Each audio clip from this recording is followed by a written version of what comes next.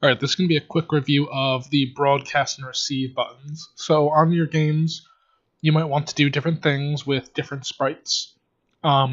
It's hard to put a action on one sprite that affects another sprite without the broadcast and receive. For instance, when you do anything in Scratch, you usually use one of the events, the green flag, a button press, things like that. Okay. Think of the broadcast and receive as another event.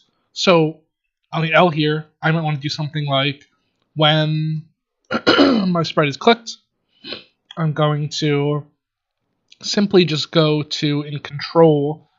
Sorry, it's an event, so they changed Scratch up. So in events, I'm going to drag out broadcast. And now the down arrow is going to let you pick a new message, and you should name it dependent on what you want to do. So maybe when I click the L, I want the duck change of color. So I might just do change color here. Now, this line of code is working. You can actually see it when I click it. It's highlighting this, which means it's activating. So that's fine. The duck isn't changing colors, though.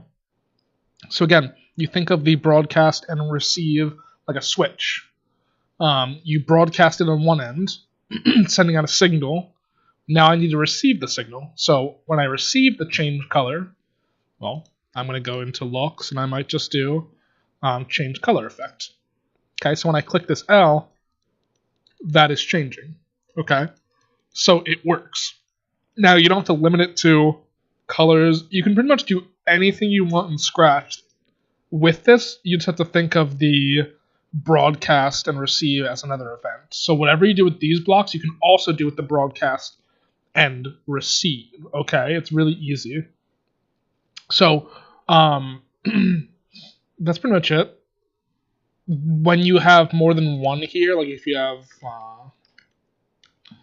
more than one, you can select them by hitting the down arrow, and you have a giant list down here of all the ones that you may need. So that's really simple explanation of the broadcast and receive.